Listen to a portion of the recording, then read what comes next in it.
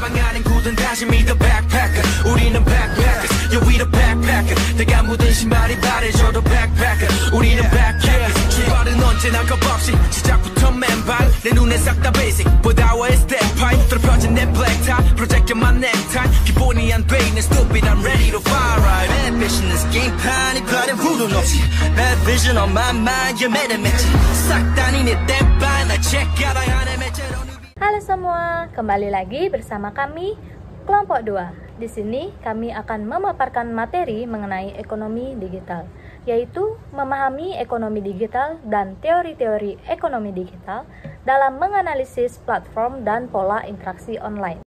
Baik, adapun poin-poin pembahasan yang akan kami bahas di sini yaitu yang pertama mengenai hakikat ekonomi digital, yang kedua manfaat teori-teori ekonomi digital dalam dunia ekonomi bisnis saat ini, dan yang ketiga yaitu platform dan pola interaksi online yang ada dan dampaknya terhadap perekonomian. Baik, di sini saya akan menjelaskan mengenai materi yang pertama yaitu hakikat ekonomi digital. Ekonomi digital adalah sistem ekonomi yang memanfaatkan teknologi digital, terutama internet, dalam aktivitas produksi, distribusi, pemasaran, dan transaksi. Adapun contohnya yaitu yang pertama e-commerce seperti Tokopedia, Shopee, dan aplikasi belanja online lainnya. Yang kedua yaitu layanan keuangan online atau e-wallet, mobile banking, dan aplikasi layanan keuangan lainnya. Yang ketiga yaitu transportasi online, dan yang keempat adalah pendidikan daring. Ciri utamanya adalah penggunaan data dan teknologi sebagai sumber daya utama. Adapun manfaatnya antara lain efisiensi waktu dan biaya, perluasan pasar, dan terbukanya peluang kerja baru. Pelaku ekonomi digital tidak hanya mencakup perusahaan besar, tetapi pelaku ekonomi digital juga mencakup UMKM dan individu. Baik, selanjutnya itu adalah contoh hakikat ekonomi digital. Nah, yang pertama itu adalah e-commerce. Nah, e-commerce adalah salah satu contoh utama dari ekonomi digital. Platform tempat belanja online memungkinkan konsumen untuk membeli berbagai produk secara online dengan mudah dan cepat. Yang kedua, ada vintage. Vintage adalah industri yang menggunakan teknologi untuk meningkatkan layanan keuangan.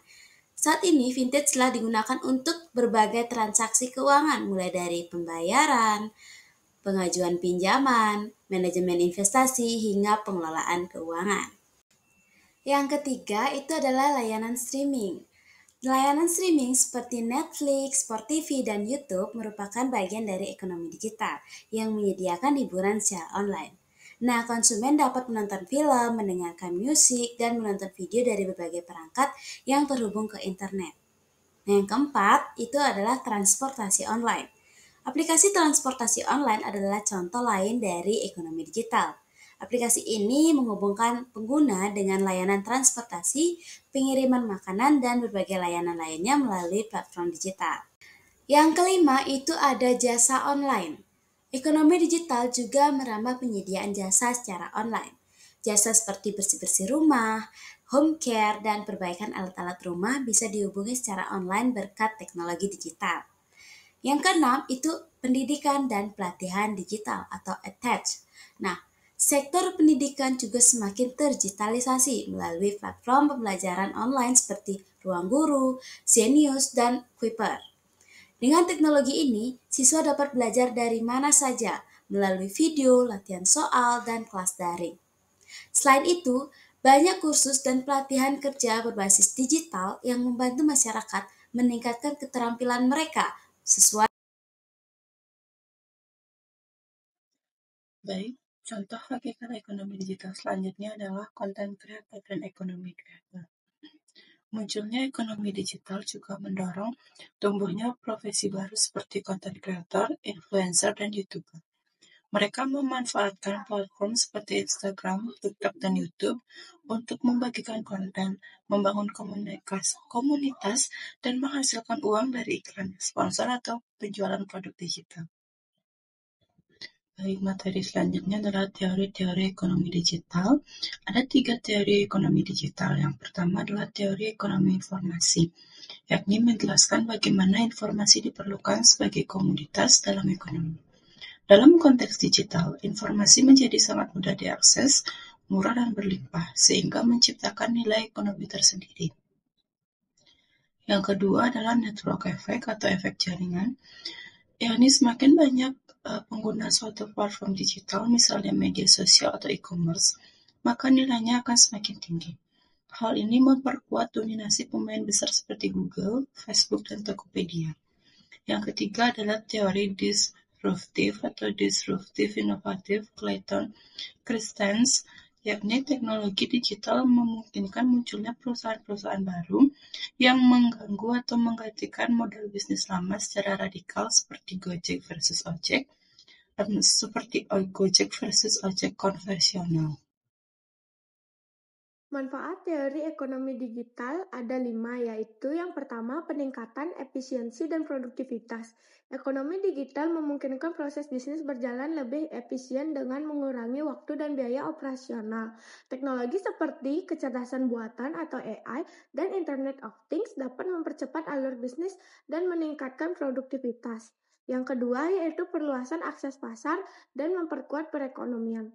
Analisis data yang dilakukan perusahaan dalam ekonomi digital membantu memantau tren pasar dan pengembangan strategi yang tepat, memperkuat perekonomian dengan menggunakan platform digital. Bisnis dapat menjangkau pasar yang lebih luas tanpa batasan geografis. Hal ini memungkinkan perusahaan kecil dan menengah atau UKM untuk bersaing di pasar global. Manfaat yang ketiga yaitu pengurangan biaya mendukung transaksi global. Penggunaan teknologi digital dapat mengurangi biaya logistik, administrasi, dan pemasaran. Contohnya, digital marketing lebih hemat biaya dibandingkan dengan iklan tradisional. Bisnis dapat berkembang secara global melalui platform digital dan meningkatkan devisa negara. Yang keempat yaitu inovasi dan pengembangan produk.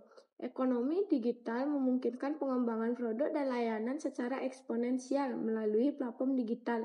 Ini membuka peluang bagi inovasi di berbagai sektor. Dan yang terakhir yaitu menciptakan lapangan pekerjaan. Ekonomi digital membuka peluang lapangan pekerjaan baru, terutama di bidang teknologi informasi, digital marketing, dan keamanan cyber. Materi selanjutnya yaitu jenis platform, pola interaksi, dan dampak terhadap perekonomian.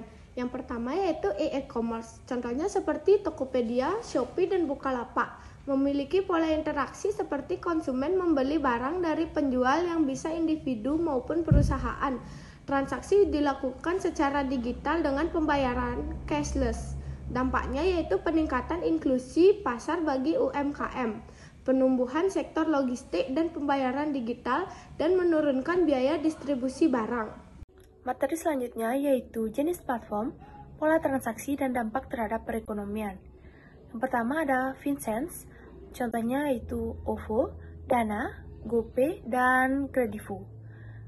OVO adalah aplikasi dompet digital yang memungkinkan pengguna melakukan berbagai transaksi non-tunai seperti isi ulang pulsa, tagihan listrik, hingga transfer antar pengguna.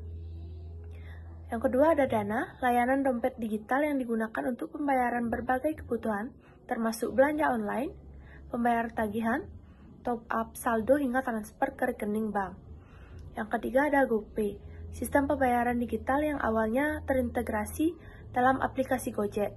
Selain digunakan untuk membayar layanan Gojek seperti ojek online, GoFood, dan GoSend, GoPay juga bisa digunakan untuk transaksi merchants, belanja online, dan transfer uang. Yang keempat ada Kredivo, platform Vincennes yang menyediakan layanan cicilan tanpa kartu kredit. Pengguna bisa membeli barang sekarang dan membayar nanti, atau mencicil dalam jangka waktu tertentu dengan bunga ringan. Pola transaksi pada layanan Vincennes seperti OVO, Dana, dan GoPay umumnya dimulai dengan pengguna mengisi saldo atau top up melalui transfer bank, kartu debit atau kredit, atau layanan gerai mitra seperti Alfamart atau Indomaret. Setelah saldo tersedia, pengguna dapat melakukan pembayaran non-tunai untuk berbagai keperluan. Dampaknya yaitu yang pertama mendorong inklusi keuangan, yang kedua mempermudah transaksi tanpa uang tunai, yang ketiga resiko kredit macet dan perlu regulasi lebih cepat. Platform selanjutnya adalah ride hailing dan delivery, contohnya Gojek, Grab, dan Maxim. Gojek adalah layanan digital asal Indonesia yang menyediakan berbagai layanan seperti ojek online, mobil online, pengantar makanan, dan pengiriman barang, hingga pembayaran digital. Yang kedua ada Grab adalah aplikasi layanan transportasi yang berasal dari Singapura dan beroperasi luas di Asia Tenggara, termasuk Indonesia. Grab juga menjalani kemitraan dengan berbagai bisnis serta memiliki fitur keamanan dan kenyamanan yang lengkap dalam aplikasinya. Yang ketiga ada Maxim adalah aplikasi transportasi online yang menawarkan layanan ojek, mobil pribadi, dan pengiriman barang dengan tarif lebih terjangkau. Maxim kini hadir di berbagai kota di Indonesia dan dikenal karena fleksibilitas harga serta opsi layanan tambahan seperti pemilihan driver dan jadwal penjemputan. Pola transaksi dalam layanan ride-hailing seperti Gojek, Grab, dan Maxim dimulai ketika pengguna membuka aplikasi dan memesan layanan seperti ojek online, mobil pribadi, pengantar makanan, atau pengiriman barang. Pengguna akan memasukkan alamat penjemputan dan tujuan. Kemudian, sistem secara otomatis mencocokkan permintaan tersebut dengan mitra pengemudi terdekat. Setelah pengemudi menerima pesanan, aplikasi akan menampilkan estimasi harga, waktu penjemputan, dan rute perjalanan. Dampaknya, yang pertama, membuka lapangan kerja fleksibel. Yang kedua, menurunkan biaya transportasi dan logistik. Yang ketiga itu tantangan dalam perlindungan hak pekerja informal. Platform media sosial dan iklan digital. Contohnya, Instagram, TikTok, dan Facebook. Instagram adalah platform media sosial berbasis visual yang memungkinkan pengguna membagikan foto, video, dan cerita atau story. TikTok adalah aplikasi berbagai video pendek yang populer di berbagai kalangan, terutama generasi muda. Konten bersifat kreatif dan menghibur seperti tutorial dan video lucu. Dalam konteks ekonomi digital, TikTok memiliki fitur seperti TikTok Shop yang memungkinkan pengguna menjual produk langsung saat live. Yang terakhir yaitu Facebook adalah media sosial yang menghubungkan pengguna dalam bentuk teks, foto, video, dan grup komunitas. Selain fungsi sosial, Facebook juga memiliki fitur bisnis seperti Facebook Marketplace yang memungkinkan pelaku usaha mempromosikan produk secara tertarget. Pola transaksi di platform media sosial seperti Instagram, TikTok, dan Facebook berlangsung secara tidak langsung namun efektif sebagai sarana pemasaran digital. Penjual mempromosikan produk melalui konten foto, video, reels, atau live streaming. Dampaknya yaitu pertama, mengubah strategi pemasaran bisnis, yang kedua, meningkatkan ekonomi kreator konten, yang ketiga, persaingan ketat antar pelaku bisnis kecil. Nah, itu tadi pemaparan materi dari kelompok kami. Sebelum kami menyimpulkan dan menutup presentasi kali ini, kami buka sesi diskusi. Yang ingin bertanya, bisa angkat tangan atau raise hand. Baik, di sini saya akan menyimpulkan dari materi yang telah kami bahas. Ekonomi digital adalah sistem ekonomi modern yang memanfaatkan teknologi digital dalam seluruh aktivitas ekonomi, mulai dari transaksi hingga layanan. Kehadirannya membuka peluang besar seperti efisiensi operasional, perluasan akses pasar, dan penciptaan lapangan kerja baru. Namun, juga menimbulkan tantangan seperti kesenjangan infrastruktur digital dan perlunya regulasi yang adaptif. Untuk itu, inovasi dan investasi teknologi menjadi kunci menghadapi era ekonomi digital. 가방 안엔 굳은 다시 믿어 backpacker 우리는 backpackers Yeah we the backpacker 내가 묻은 신발이 바래져도 backpacker 우리는